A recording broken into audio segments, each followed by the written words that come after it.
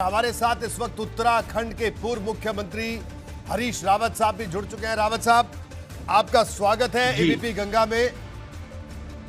नमस्कार जी रावत साहब, सबसे पहला मेरा सवाल आपसे है।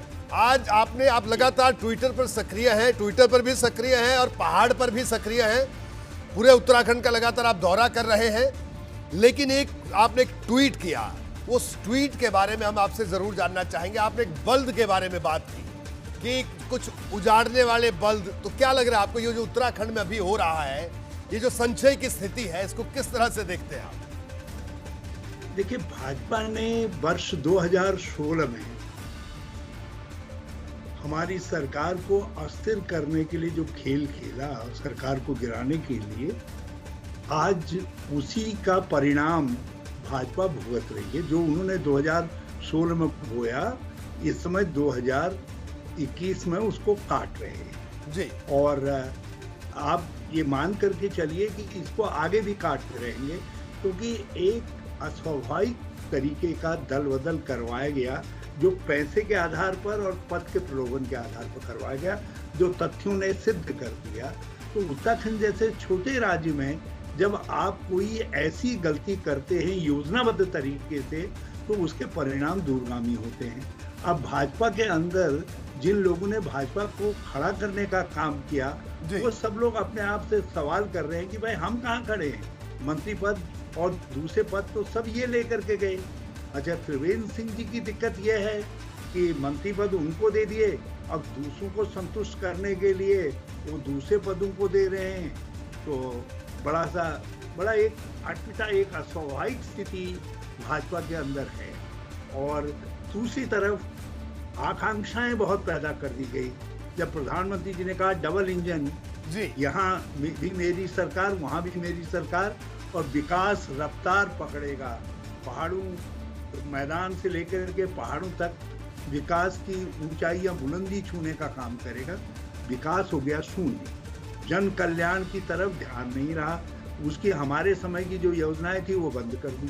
अब जो लोग दल बदल करके गए थे, उनसे लोग कह रहे हैं कि भाई तुम्हारे जो विकास कार्य थे वो तो सब वही हैं जो हरीश रावत के समय में हुए थे। तुमने भाजपा में जाकर के कौन सा विकास का काम करवाया? अच्छा, जो भाजपा के विधायक हैं उनको लोग कह रहे हैं कि तुमको न पद मिला न विकास मिला हमारे क्षेत्र को, तो भाई तुम किस काम के हो? हमारी सरकार इतनी प्रचंड बहुमत की बना करके क्या फायदा? बिल्कुल रावत साहब, ये अपने आप में बड़ा सवाल है। लेकिन रावत साहब, यहाँ एक और सवाल कि उत्तराखंड के जो मुख्यमंत्री का जो सरकारी आवास है, ये एक जिसे मिथ कहा जाए कि मिथ का सा बन गया है कि उस आवास में कोई भी रहता है तो कार्यकाल पूरा नहीं कर पाता है। हालांकि आप जब मुख्यमंत्री रहे तब आप तो उस आवास में ही नहीं गए, तो क्या आपको लगता है? मेरा देखिए, मैं एक बात बहुत स्पष्ट कर दूं कि मैं किसी मिथ की वजह से नहीं गया जी। मैं जब मुख्यमंत्री बन के आया, राज्य के अंदर भयंकर आपदा थी, 70% भूभाग तहस-नहस था, अर्थव्यवस्था चौपट थी। मैंने कहा जब तक अर्थव्यवस्था पटरी पर नहीं आती, पुनर्वास नहीं हो जाता, पुनर्निर्माण का काम पूरा नहीं हो जाता, मैं जो है इसी गेस्ट हाउस में रहूंगा। तो वहीं रम गया। तो मैंने सोचा कि भाई यही कार्यकाल पूरा कर दूं। तो उस मिथ से कोई मतलब नहीं था। हमने उसको बल्कि एक बार प्रयास किया कि स्टेट गेस्ट हाउस बना दें, लेकिन लोगों ने आपत्ति की, तो फिर हमने उसको मुख्यमंत्री आवास ही रहने दिया। और देखिए, त्रिवेंद्र सिंह जी ने कोई वास्तु का काम करके, मगर ये सारी चीजें जो है ये तो भाजपाई टोटके हैं, इनमें हमारा इससे कोई लेना देना नहीं है। और मगर मैं इतना विशाल मुख्यमंत्री निवास बनाए जाने का पक्षधर नहीं था। हमारा राज्य, हमने बड़ी छोटी आकांक्षाओं से, छोटे लोगों का प्रदेश, गरीबों का प्रदेश है। मैं प्रारंभ से ही उस इतने शानदार गवर्नर हाउस और इतने शानदार मुख्यमंत्री हाउस के पक्षधर नहीं था। संक्षेप में एक आखिरी सवाल रावत साहब, हरीश रावत जी, एक छोटा सा आखिरी सवाल मेरा आपसे है। सवाल सीधा सा ये है, ये जो अनिश्चितता का माहौल है, क्या आपको नहीं लगता ये प्रदेश के लिए भी सही नहीं है? बिल्कुल ठीक, बिल्कुल सही कहा। भाजपा जो है अस्थिरता की जननी है। इनको 2000 में सत्ता मिली, इन्होंने तब 2 बार मुख्यमंत्री बदले, फिर इनको मुख्यमंत्री पद मिला, इनको बहुमत मिला, इन्होंने 3 बार मुख्यमंत्री बने, मेरी सरकार को अस्थिर करने के लिए दल बदल करवाया, और अब त्रिवेंद्र सिंह को जो परिस्थितियां खड़ी कर दी गई 2016 में, और जिस तरीके की एक अस्वाभाविक बहुमत हासिल कर लिया, वो तो उसके शिकार हैं, उसके शिकार। एक सवाल हमारा ये भी है कि क्या ये जो बीजेपी पर आपदा इस वक्त आई है, इसमें कोई अफसर ढूंढ रहे हैं? हरदा, आप कोई अफसर ढूंढ रहे हैं इसमें?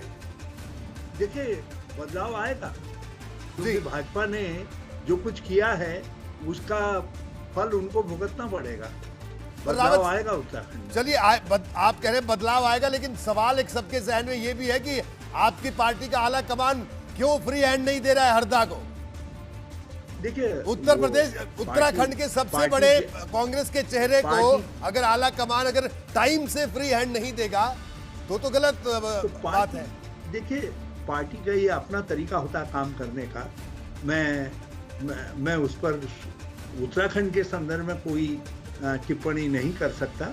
हाँ, इतना ज़रूर है कि मैं ये ज़रूर चाहता हूँ कि जो चीज़ें हों अभी से निश्चित हो जाए, और इसीलिए मैंने एक सुझाव दिया है। मैंने कहा भाई, आजकल सब जगह लोकल की बात हो रही है, इसलिए चुनाव को भी लोकल बनाओ। जैसे राजस्थान में नारा था कि मोदी से बैर नहीं, वसुंधरा तेरी खैर नहीं, तो आज स्थितियां यह आ गई है कि भाजपा नगर पालिका के चुनाव भी मोदी जी के नाम पर लड़ती है, एमएलए का चुनाव भी मोदी जी के नाम पर लड़ती है। तो एक अस्वाभाविक चुनाव होता है, तो उस चुनाव से बचने के लिए बहुत आवश्यक है कि कांग्रेस किसी एक चेहरे को सामने ला करके चुनाव लड़े, ताकि भाजपा को भी बाध्य होकर के अपने चेहरे को सामने लाना पड़े। और ये हमारे दबाव का फल है कि आज भाजपा को चेहरे बदलने के विषय में सोचना पड़ा है। ठीक है, विधानमंडल दल की बैठक बुलाई है, आपको बहुत बड़े चैनल हैं, मैं समझता हूँ विधानमंडल दल की बैठक बुलाना एक बहुत बड़ा घटनाक्रम है, एक बहुत बड़ा घटनाक्रम है। जरा अपने लोगों को, आपके पास देहरादून में भी बहुत अच्छी टीम है, उनको लगाइए तो आपको बहुत अच्छी ब्रेकिंग न्यूज मिल सकती है। जी, चलिए हरीश रावत साहब, आपका बहुत बहुत शुक्रिया एबीपी गंगा से बात करने के लिए, और हमें लगता है कि आपका आला कमान आपके सुझावों को जल्द मानेगा। आपका बहुत बहुत शुक्रिया।